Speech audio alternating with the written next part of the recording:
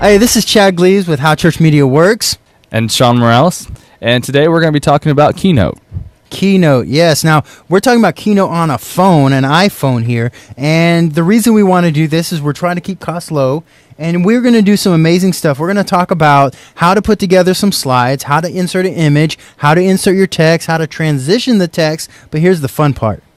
We're going to show them how to do announcements. We do pre-service announcements, so you can make a slide, have it rotate automatically through, right? Right. And it's going to be on a timer, and it'll go all the way through. And so we're going to teach them how to have transitions about every 5-10 seconds and go all the way through the announcements so people can see the announcements. All right. We'll get it started. Let's jump right into this, Sean. All right, so we're in Keynote here. So a lot of you are going, okay, well, what's Keynote? Keynote is like PowerPoint. For those of you who are PC users, Keynote is like PowerPoint. Except better. Except better. And if you have an iPhone, Keynote is what you're going to want to use. You're not going to get any prejudice around this place towards Mac. You're not. It's not going to happen. Hint. I mean, I say that laughingly, jokingly. All right, so we have some, you can see I have several Keynote presentations made already, and we're just going to come in and start a new one. We want to create a presentation. Now you've got several different kind of templates they've made for you. For me, I like to just pick a black one. It works very well with what we do at our church.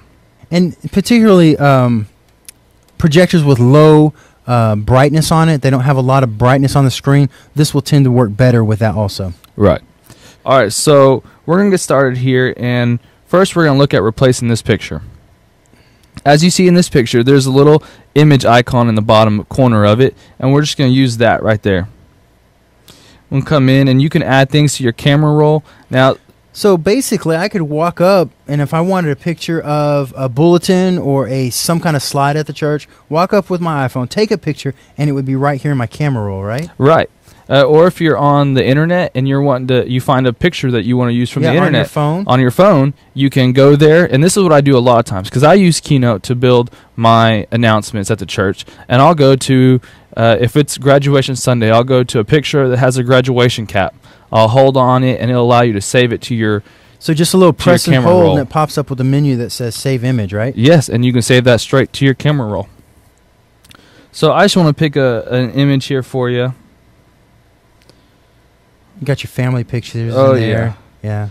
So we've got lots of pictures, and I'm going to use this one. This is one I use for, this was our Falls Creek picture. Okay, very nice. Slight tilt on it. I like that. So, this is, if I'm doing this for the youth, they kind of like, to have things a little crooked, and so you can have fun with it. And right now you're saying, okay, well, my whole picture's not in there. Yeah, it's cutting out some of the picture. So I can double tap on my picture, and there's a mask button that hides it again, and then you can resize your picture. So I want to resize it to where it's right inside those lines. Hit mask, and there we go. There's my whole picture. And I can move that a little bit more center. It's going to show me my center lines, and I'm done. Yeah, those little yellow lines are kind of nice, so you'll know exactly where the center is. All right, so I want to label this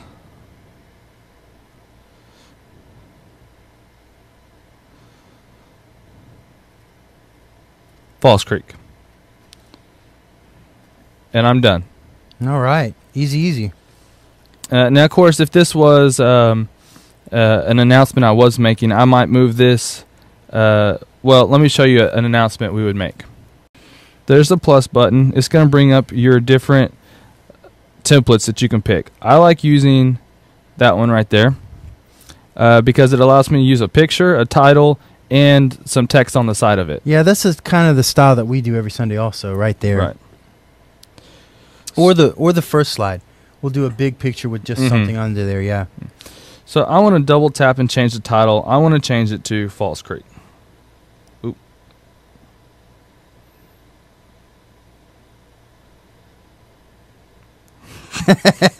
Sometimes I can't spell. Sean is just happy with that thing. He wants it to creak. All right, so there's my title. I want to change my picture.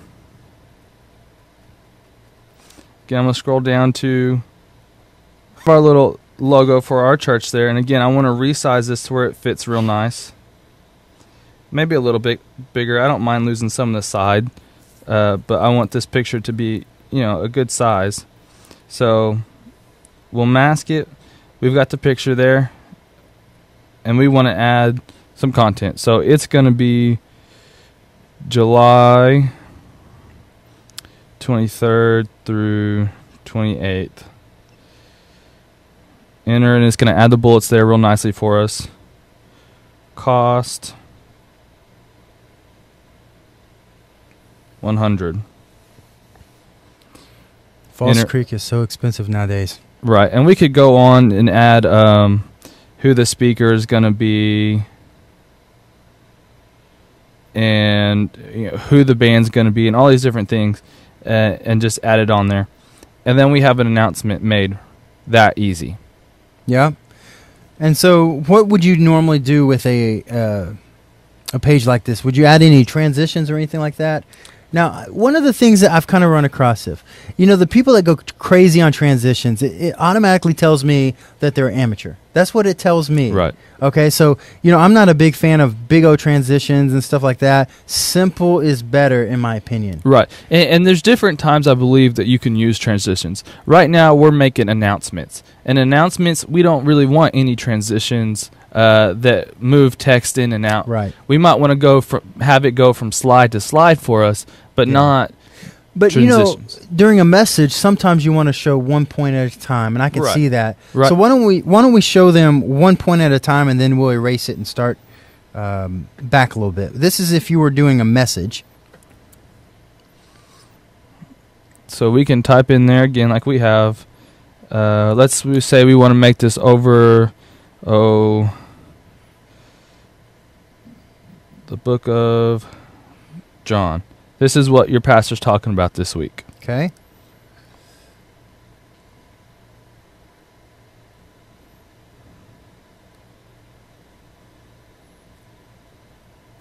Okay.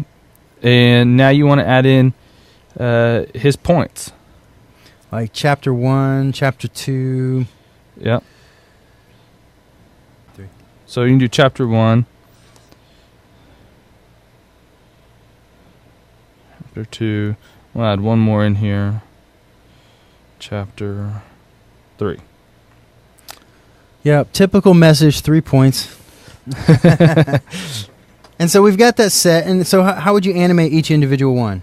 Okay, so let's add animation. I'm going to select on this, on the book of John, the title, which you'd probably capitalize book on that, and hit the animate button.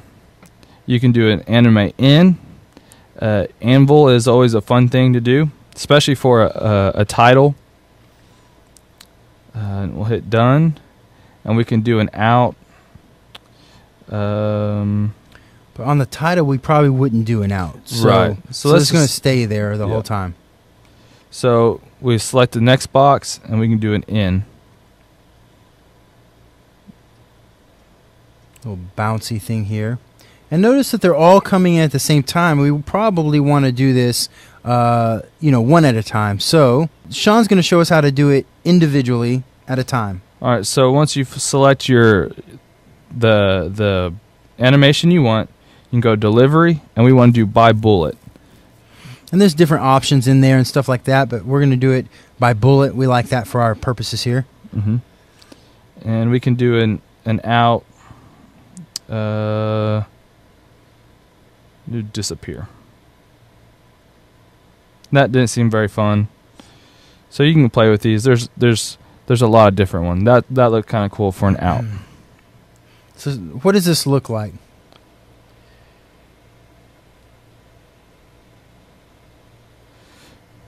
And so we've got a black screen. He tapped on the screen. It brought this down. He tapped again. Here we go. Let's start one screen screen behind. Oh, yeah, that's even better, yeah. All right. One screen before. So I'm going to tap on the screen. It's going to take me to the next slide.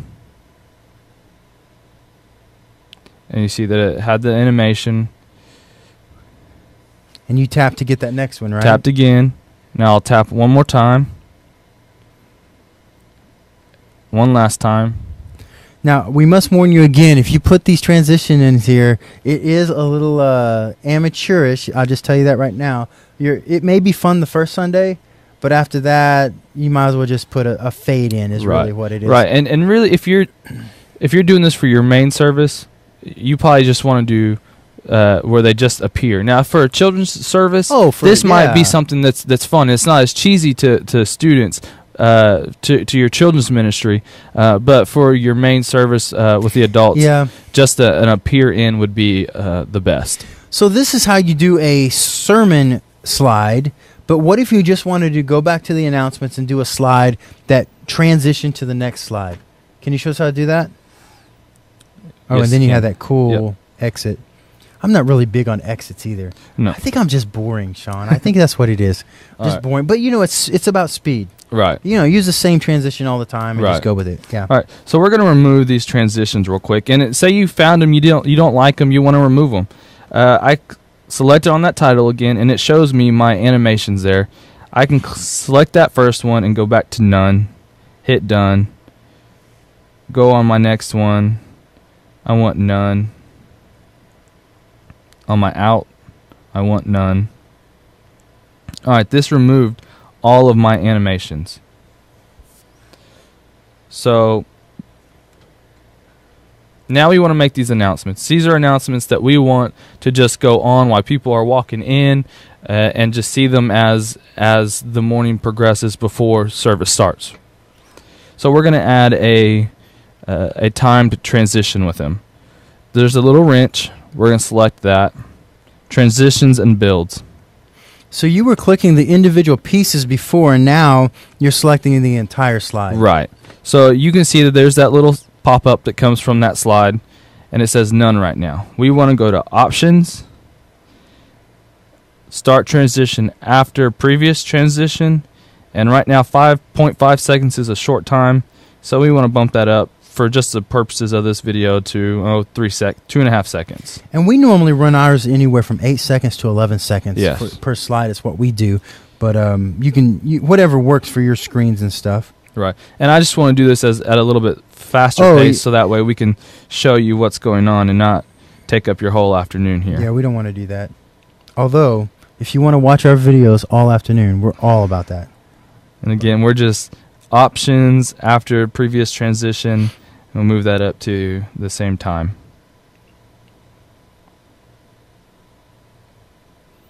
All right, those are in. I want to go to that first slide. Done. And I want to play my presentation. So right away, it starts with that first slide, moves into the second one, and moves into the third one.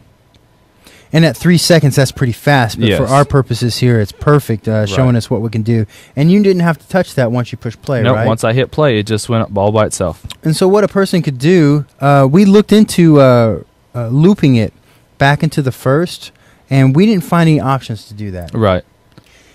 And Sean, we've looked through the settings, and we can't find anywhere, and we've looked online, and we've researched this. We can't find anywhere to loop it, but you can open it on your computer if you want, and push the loop button on it. And that's the one more thing that we want to show you before we're finished, is how you can either use an Apple TV straight from your phone, or you can move it to your computer where you have a Pro Presenter or Easy Worship or something like that. What I do is I build mine here on Keynote in my phone because I can do it on my spare time. I can make them real easy, and then I can move it straight to my computer. And so you export it from your phone to your computer. Is that what you're telling me?